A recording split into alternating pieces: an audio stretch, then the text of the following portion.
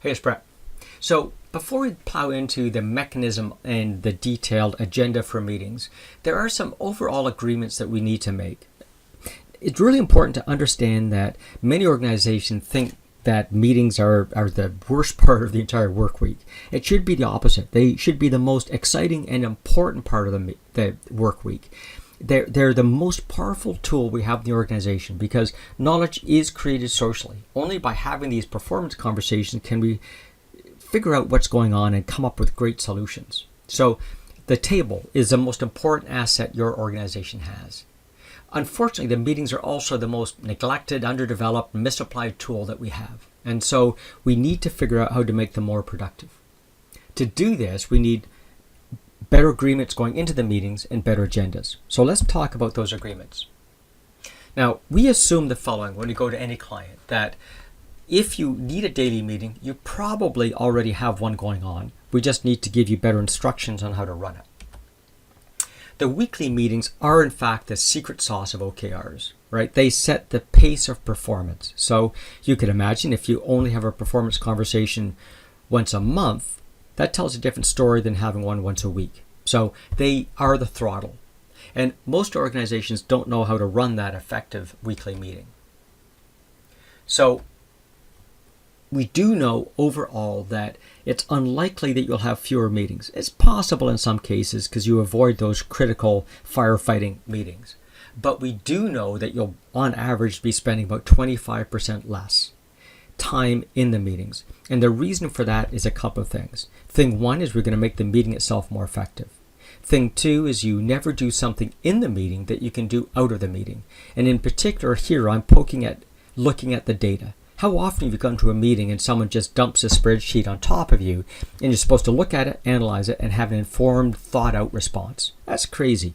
With OKRs, you'll see the performance in advance of the meeting so that you can think about it, you can email your friends, have a team meeting, and you come in really informed. So the meeting becomes more productive. Secondly, we're going to only have people in the meeting that need to be in the meeting. So you're not wasting your time watching the paint dry in a meeting as two people debate whatever the issues might be. Those that do have fewer meetings, as I said, do so because they have fewer crisis meetings. But unless you're a frontline person, you're going to have at least 2 one-hour meetings every week. You can have one of those where you listen to the people that report up to you, and then a second meeting where you're reporting up to your boss. Now, it looks like a lot of time, but in fact, many of our clients, in fact, tell us that's less time than they currently have spent in those meetings. So, recommended meeting rules. This is pretty obvious. There needs to be a facilitator. Now, on the shop floor, often we don't have that, and that's why we develop, Scrum Masters and lead hands and so on. But it's typically the manager, leader of the area. That said, we do recommend that you actually rotate the facilitator because that's a great development tool. Secondly, you'll need to bring in potentially subject matter experts. Now, in some cases, that's already around the table. In some cases, you have to specifically invite them in. But it's really important to make sure they have them. We see so many meetings that run around in circles because we don't have the right ideas and brain cells in the room to actually solve the problem we're debating. We need to have the decision maker in the room. And to embellish that, we need to agree what is the decision-making process, which we'll talk about later. And finally, and in fact, most importantly, we need a timekeeper. We need someone in the room, probably someone of, no necessary authority, who's just keeping time. If we say we're going to spend 5 minutes on this issue, we spend 5 minutes and they call a timeout at the end and we move on to the next topic. This does a bunch of things. It A, makes sure that everyone gets out of that meeting when we thought. B, we don't spend 20 minutes talking about an issue that's a 2-minute issue. We keep ourselves spending our time in proportion to the issue. If we find we're going over the allotted time, it could well be that we're missing the subject matter expert or the decision maker, and therefore we're better off postponing that to another meeting. So those are the meeting roles, and we now need some meeting rules. The meeting rules that we recommend is 1, never postpone. That meeting goes on at the same time, same day, every single week, forever. And that makes it possible for people to set their schedule around it. Now, for the first couple of months, it's going to be tough because people have existing meetings. But if you hold it at that time, eventually people's existing meeting backlog will clear out and they can schedule around this meeting. Now, you might need to set some rules. Can you send a delegate if you're not there? Can you attend remotely? And so forth. Second rule, start on time every time, no matter what. The meeting does not wait for anyone.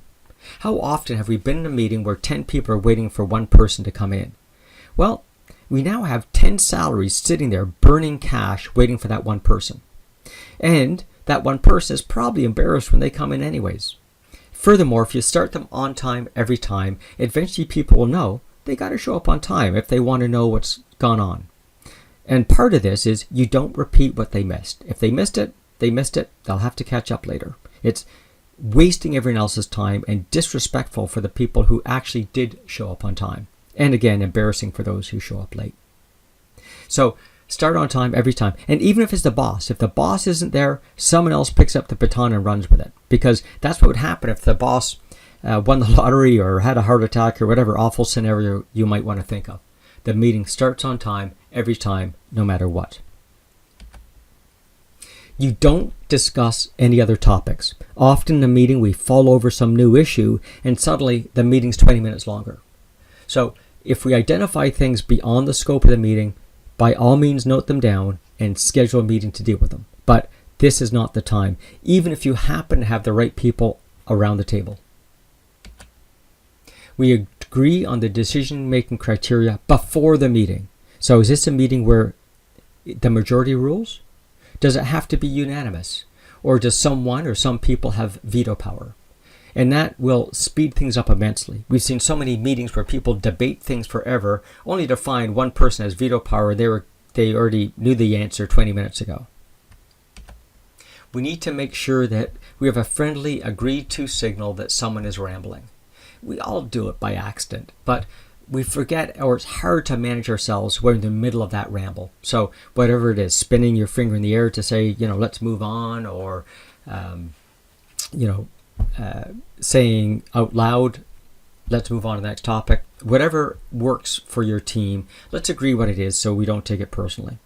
And then finally, we got to make these meetings risk-free. We don't care about blame, we care about solutions. So let's skip the blaming and allow people to voice their opinions without judgment and have a healthy discussion on it. So these are what we recommend to be the meeting rules that you focus on in your meetings. If you'd like to learn more, please use these links or feel free to reach out to us directly.